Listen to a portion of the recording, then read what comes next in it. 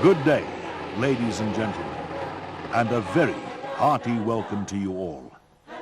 What a privilege it is to celebrate such a special occasion with old and new friends. 1999 is a very special year for me, as it marks my 21st anniversary.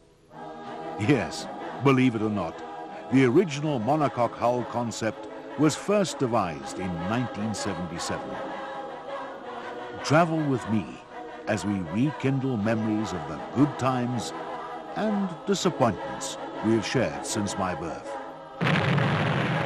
Landmines are among the most treacherous weapons used in conventional warfare. They strike indiscriminately and never miss, continuing to kill long after hostilities have ceased. The Hippo and Buffel troop carrier vehicles and their crew had to contend with these inhumane weapons daily during the South African Security Forces' involvement in the low-intensity border war in the 70s. It wasn't long before the Hippo and Buffel began to feel the punch, and eventually they could no longer be operationally repaired at a cost-effective rate.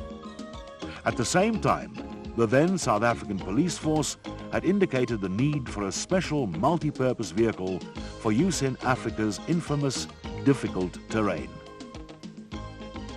Under Project Geisha, the Applied Chemistry Unit of the CSIR began research and development work and constructed the first monocoque hull in 1977 using a Hippo body and Bedford components. They named it the Crocodile.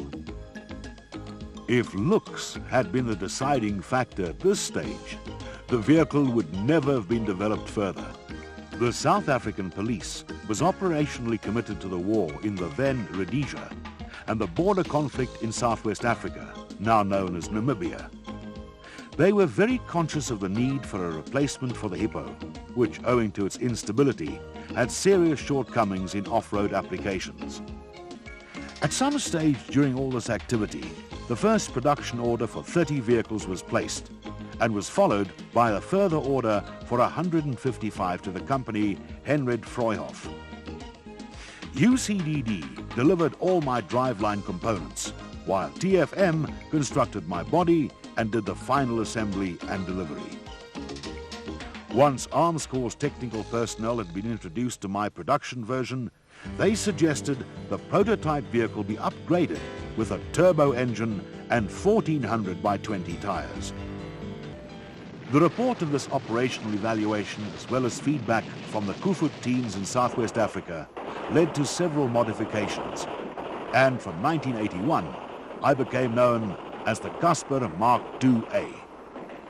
Smaller modifications later placed me on Mark II-B and Mark II-C status. Personally, I considered border war conflicts to be the real test of my capabilities. Mines were detonated almost daily, and I had to perform follow-on cross-border operations. Believe me, traveling through dense bush under the constant threat of landmines is no joke. Weather conditions were extreme.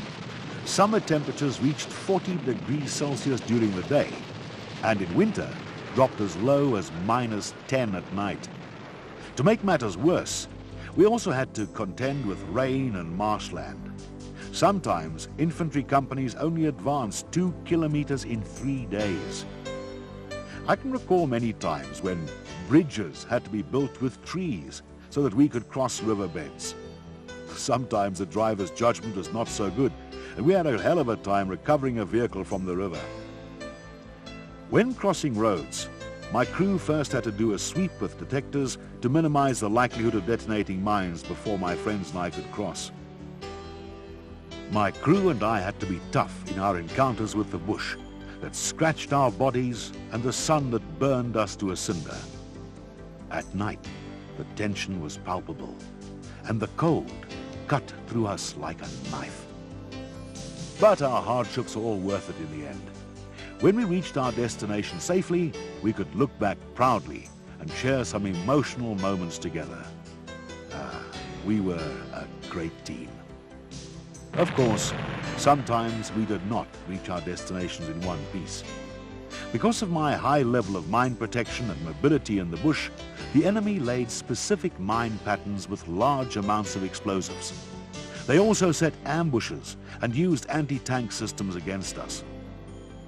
I clearly remember the day my crew and I were ambushed. A TMK-2 anti-tank mine penetrated my guts, and the ensuing shrapnel caused extensive injuries, which eventually led to the deaths of 4 of my crew members. This was indeed a sad day. The first South African police Casspir to arrive at Sector 10 was immediately ordered to do a reconnaissance with Hippo vehicles. It wasn't long before we detonated a mine with the right front wheel. My crew escaped with no injuries at all. This incident boosted confidence considerably, and a message was sent to Pretoria to continue with production.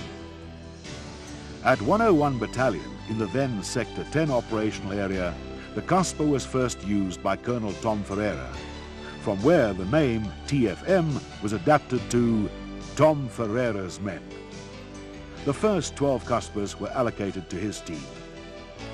Casspir serial number TFM 111666 had an interesting history with 101 Battalion and was known as the Devil's Casspir. It was the first Casspir of 101 Battalion to detonate a mine, and also the first to detonate 2 separate mines on the same day. In both incidents, the vehicle was repaired under operational conditions.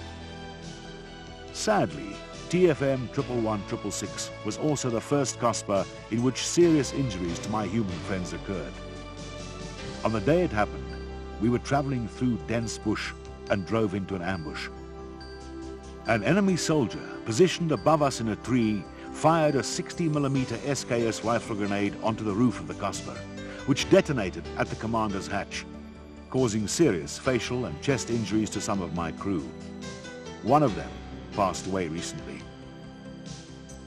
On another occasion, a fellow Casspir was traveling at 80 kilometers an hour when it detonated a mine under its right front wheel and overturned. One crew member broke his collarbone and another suffered a broken right leg.